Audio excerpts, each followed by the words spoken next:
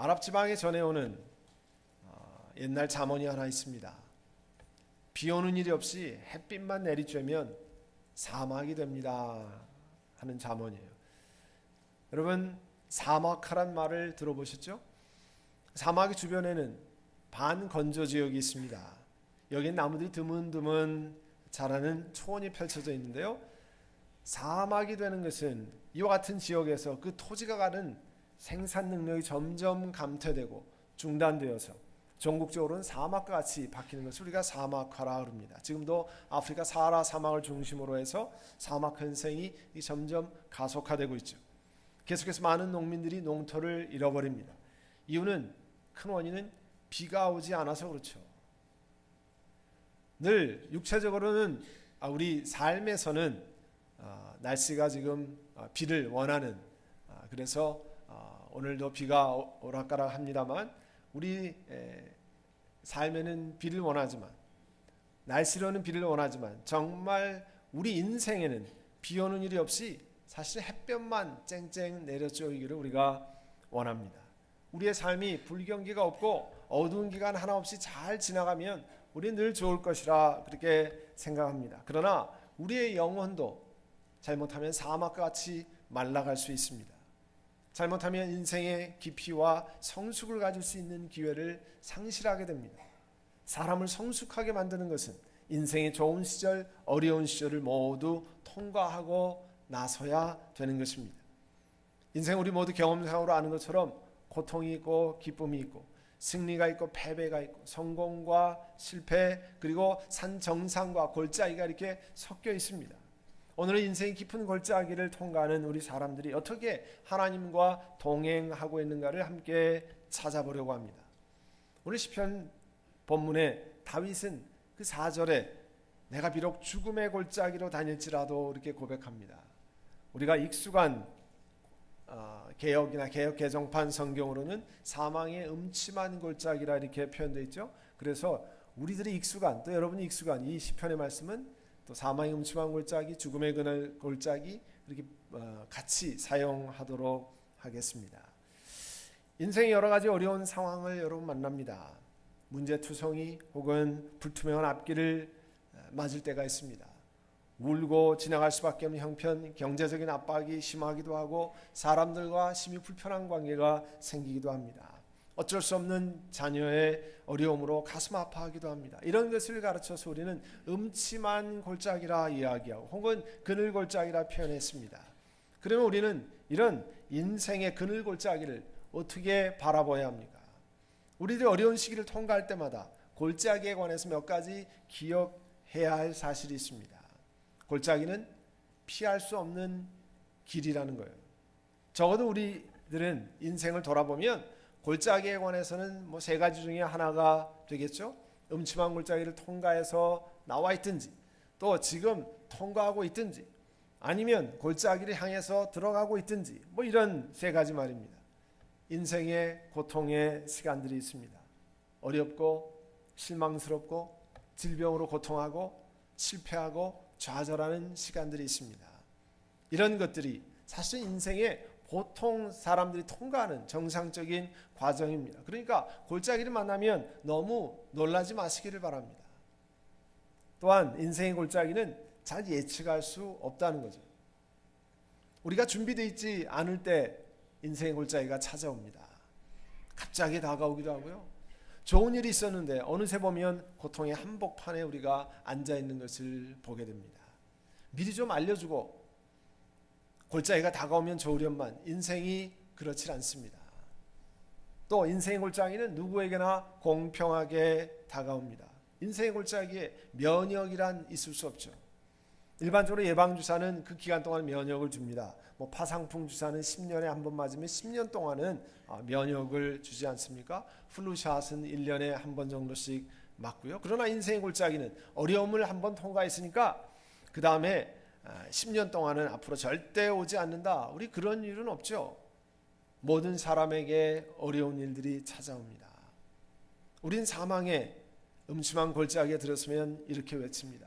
Why me? 왜 꼭 접니까? 하필 왜 납니까? 하나님, 어렵고 힘든 일이 사람을 가려서 생기는 건 아니죠.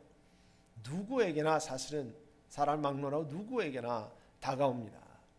그러나 골짜기는 일시적이라는 사실을 여러분 기억하셔야 됩니다. 다윗이 고백합니다. 내가 죽음의 골짜기로 다닐지라도. 여러분, 골짜기를 이렇게 지나가는 것으로 말씀하고 있어요. 골짜기는 우리가 일생을 그곳에 머무는 것이 아니고 통과하는 것입니다. 굴처럼 시작이 있고 끝이 있습니다. 그래서 베드로전서 1장 6절에는 그러므로 여러분이 지금 잠시 동안 여러 가지 시련 속에서 어쩔 수 없이 슬픔을 당하게 되었지만 그러나 기뻐하십시오. 왜냐하면 일시적인 거기 때문에 잠시 동안 세상에서 고통을 통과할 수 있습니다. 그러나 하나님은 그것으로 우리 모두가 낙담하지 않기를 원하십니다. 이 땅의 인생이 길어 보여도 사실은 영원한 삶 속에 비해보면 굉장히 짧지 않습니까? 그러니까 여러 가지 시련 속에서 어쩔 수 없이 슬픔을 당하게 되었더라도 기뻐하라 그러는 거예요. 왜냐하면 그 길이가 비교가 되지 않기 때문에 영원한 것을 비교해서 이 땅의 아픔과 어려움 시간은 상대적으로 대단히 짧은 시간이라는 말씀입니다. 또 사망의 음침한 골짜기는 그 안에 하나님의 의도가 담겨 있습니다. 하나님께서 우리들을 사망의 음침한 골짜기로 걸어가게 하신 데는 하나님의 깊으신 뜻이 있는 경우가 많습니다.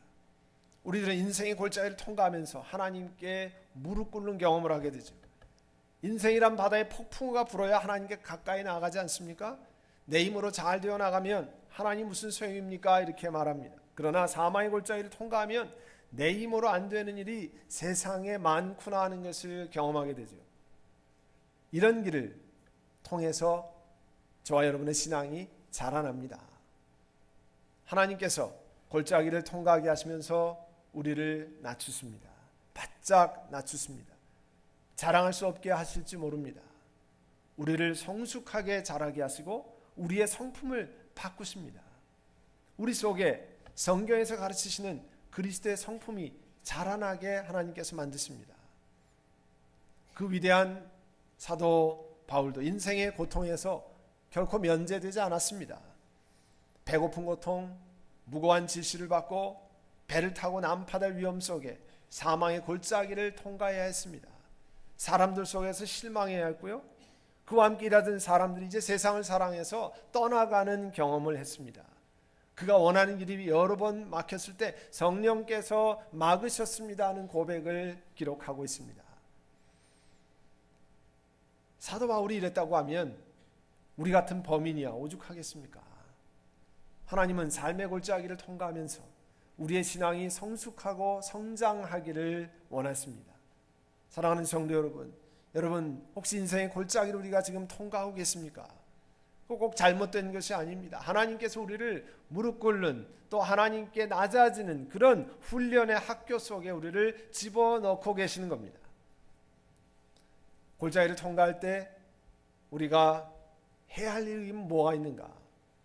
여러분, 골짜기는 아까 피할 수 없는 길이고 사실 또 예측할 수 없고 누구에게나 공평하게 다가오기도 하고 그러나 일시적인 통과하는 것이라 말씀드렸습니다. 그리고 그 안에 하나님의 의도가 담겨 있다 했습니다. 골짜기가 이런 것을 알고 나서 우리가 해야 될 일이 있습니다. 다윗이 이렇게 고백했죠. 4절에 주님께서 나와 함께 계시고 주님의 막대기와 지팡이로 나를 보살펴 주시니 내게는 두려움이 없습니다. 그래서 저 여러분 제일 처음에 할 것은 낙담하기를 거부하는 거예요. 사람들이 그늘 골짜기를 통과하면 음침한 골짜기를 통과하면 두려워합니다. 내가 이 편한 것을 잃어버려서 불편해지면 어떻게 하나? 그럼 불편해지는 것은 죽는 일이 아닙니다. 그래서 낙담하지 않기로 작정하셔야 됩니다. 인생의 음침한 골짜기에 들어서면 돌아갈 길이 있는 것이 아니죠. 날아가 버릴 수도 있는 것 아니죠. 어차피 그 길을 통과해야 합니다. 그러니까 두려워하지 마십시오. 오히려 두려워하지 않기로 작정하셔야 합니다. 어려움 속에서도 밝은 측면, 감사할 측면 찾으면 얼마든지 있습니다. 똑같은 일을 만나도 한 사람은 부서지고 한 사람은 어려움 속에서 힘을 얻습니다. 왜 그렇습니까? 여러분, 문제에만 온갖 정신을 빼앗기면 안 됩니다. 하나님이 공급하시는 힘을 의지하면서 여러분 그 문제를 바라보셔야 됩니다.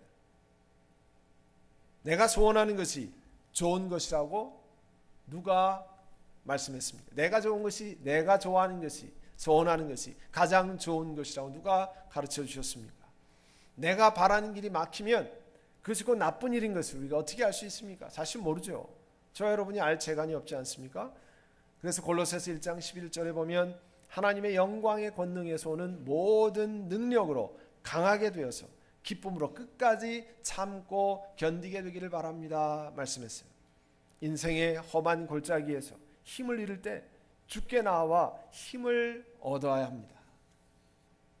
그래서 로마서 5장 3절 이하에는 이렇게 말씀하고 있어요. 그뿐만 아니라 우리는 환난을 자랑합니다. 우리가 알기로 환난은 인내력을 낳고, 인내력은 단련된 인격을 낳고, 단련된 인격은 희망을 낳는 줄을 알고 있기 때문입니다. 이 희망이 우리를 실망시키지 않습니다. 하나님께서 우리에게 주신 성령을 통하여 그의 사랑을 우리 마음속에 부어주셨기 때문입니다 말씀하고 있어요. 한 도시에 신앙생활하지만 직분도 없고 일반 평신도였습니다. 그분은 도시의 다운타운에 잘 되는 그로서리를 운영했습니다. 너무 잘 돼서 주일날 교회에 가고 섬길 그런 시간이 없었어요. 근데 새 들어있는 빌딩이 그 시 당국의 그 렌트에서 들어있는 그 가게의 그 빌딩이 코드 바이올레이션 지적을 받고 시리에서 그 빌딩을 폐쇄시켰어요. 그리고 그 코드 바이올레이션을 다 고친 다음에야 그 빌딩을 오픈할 수 있다, 장사할 수 있다 이렇게 됐습니다. 청천벽력이죠. 근데 주인 어른이 나이 많으신 미국 할머니인데 주인이 돈 많이 든다고 고치질 않는 거예요. 고치려면 당신이 고치고 장사를 하라. 나는 돈이 많이 들어서 못 고치겠다. 고스란히 앉아서 그 잘 되는 가게를 포기할 수밖에 없었습니다. 새벽마다 그 다음에 교회에 나와서 울며 기도했습니다. 다른 분들에게 기도 부탁을 하고 함께 나와서 성전에서 기도했습니다. 그리고 힘을 얻어 일어나서 이제 남의 가게에서 그 자매님이 일을 하기 시작했습니다. 그러다가 일을 하면서 하나님이 조금씩 길을 열어주셔서 그 가게를 인수하게 되고요. 또 그 가게에 물건을 공급하는 사람들이 저쪽 어디 가니까 좋은 가게가 있는데 그 가게를 살 수 있는 방법을 써제쳐내서 결국은 두 가게를 운영하는 운영자로 바뀌었습니다. 그리고 교회 집사님으로 섬기고 하나님의 교회를 섬기는 일로 바뀌었습니다. 오늘 오전에 말씀해 보면 주님께서 내 원수들이 보는 앞에서 내게 잔치상을 차려주시고 내 머리에 기름 부으시어 나를 귀한 손님으로 맞아주시니 내 잔이 넘치나이다. 길이 다 막혔었는데요. 그가 하나님 앞에 나올 때 하나님이 잔치상을 베풀어 주셨다고 그랬습니다. 예배드리면서 힘을 얻었습니다. 찬양 드리며 힘을 회복했습니다. 그리고 기도하며 용기를 얻고 한 걸음 한 걸음 나아간 경우입니다. 또 우리가 골짜기를 통과하면서 기억할 것은 하나님이 나와 함께 하심을 기억하셔야 합니다. 다윗은 고백했어요. 주님께서 나와 함께 하시고 주님의 막대기와 지팡이로 나를 보살펴 주시니까 내게는 두려움이 없습니다. 그 고백 속에서 능력의 하나님을 보여줄 뿐만 아니라 하나님 우리와 동행한다고 하는 것을 가르쳐 주십니다. 그래서 이사야서 43장 2절 이하에는 내가 물 가운데로 건너갈 때 내가 너와 함께하고 내가 강을 건널 때도 물이 너를 침몰시키지 못할 것이다. 내가 불 속을 걸어가도 그을리지 않을 것이며 불꽃이 너를 태우지 못할 것이다 말씀하고 있습니다. 오래전에 나온 책이지만 그 양과 목자라는 필립 켈러라는 사람이 쓴 책이 있습니다. 양의 습성을 소개해주고 그 양의 습성을 기반으로 해서 우리 시편 23편을 잘 이해하게 해주는 그런 책이죠. 그 저자는 동아프리카에서 태어났고요. 또 실제로 8년이나 양치는 목장 주인으로 생활을 한 사람입니다. 양들이 이런 습성이 있다고 그래요.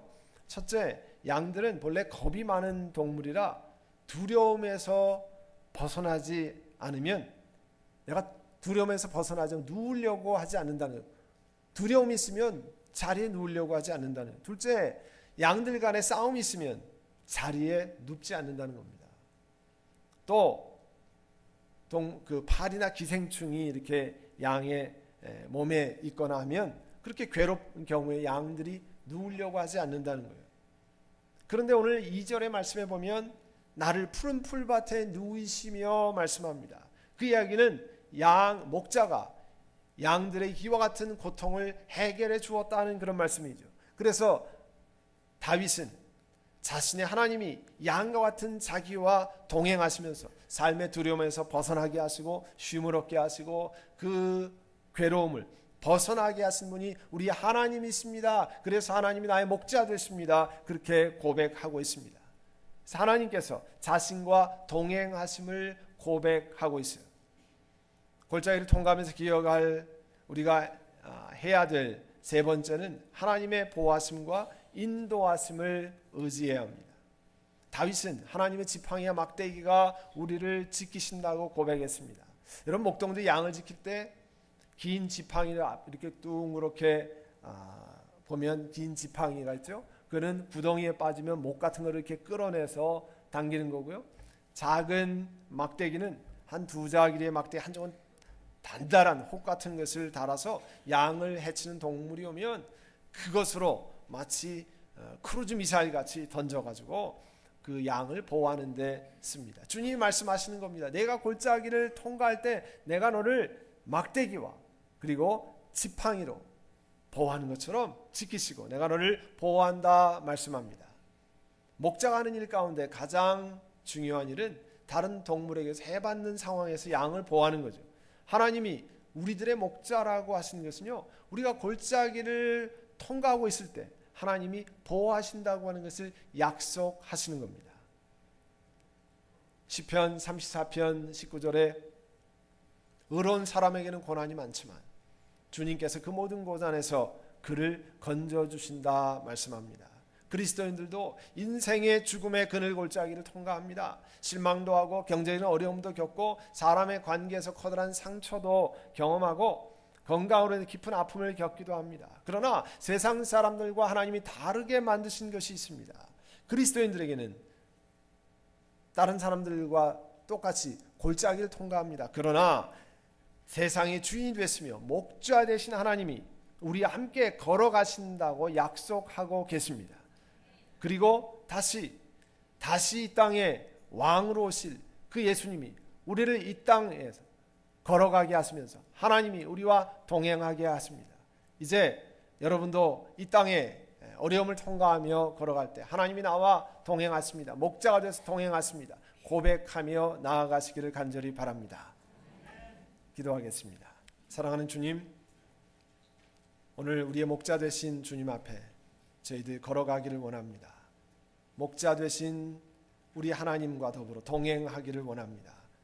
모든 하나님의 성도들이 아픔과 고통을 통과할 때 하나님의 함께 하심을 기억하며 주 앞에 나아가게 하여 주옵소서. 예수님의 이름으로 기도하옵나이다.